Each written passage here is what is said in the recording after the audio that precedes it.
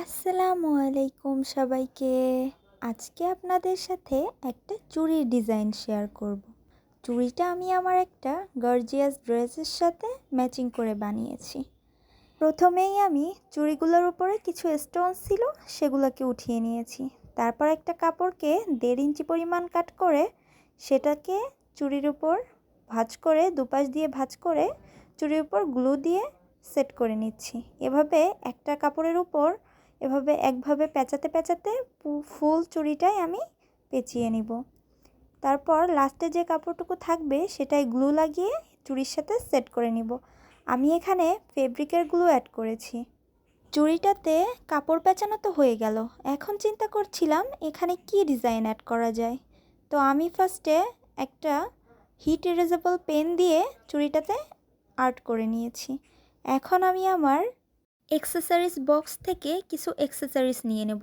এটাকে আমি আমার জাদুর বাক্সও বলে থাকি, কারণ এটা খুললে আমার মাথায় অটোমেটিক চলে আসে আমি কি ডিজাইন অ্যাড করব।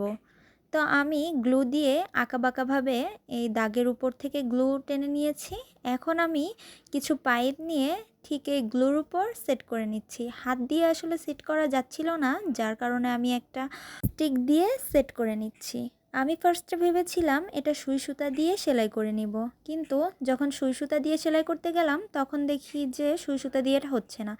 দেন আমি ফেব্রিকের গ্লু নিয়ে আমি এই পাইপগুলো সেট করে নিচ্ছি।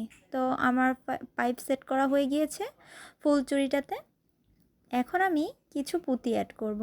তো আমি এই আঁকাবাঁকাগুলার মাঝ বরাবর কিছু গ্লু দিয়ে একটু ছাড়িয়ে নিচ্ছি। এরপর প্রথমে একটা পুঁতি দিয়ে সেট করে নিচ্ছি। পুঁতির চারপাশ দিয়ে আরও ছোট ছোট বড় ঠিক 5টা পুঁতি দিয়ে নিচ্ছি। যদি পুঁতি একটু সাইজ ছোট হয়ে যায়, যদি দেখি জায়গা আছে, তাহলে আমি সেখানে 6টা করে পুঁতি অ্যাড করছি। পুঁতিগুলা সেট করার পর ছোট্ট একটা ফুলের মতো দেখা যাচ্ছে। আমি আমার ফুল চুড়ি ডিজাইনটা কমপ্লিট করে ফেলেছি। আপনারা চাইলে আপনাদের ড্রেসের সাথে ম্যাচিং করে এভাবে চুড়ি মেক করতে পারেন। সেলাইয়ের ঝামেলা ছাড়াই এই চুড়িটা মেক করেছি, শুধুমাত্র গ্লু দিয়ে আর কিছু অ্যাক্সেসরিজ অ্যাড করে। চুড়ির মেকিং প্রসেসটা যদি আপনাদের ভালো লাগে অবশ্যই লাইক কমেন্ট করবেন, আর ভিডিওটা দেখার জন্য আপনাদের অসংখ্য ধন্যবাদ।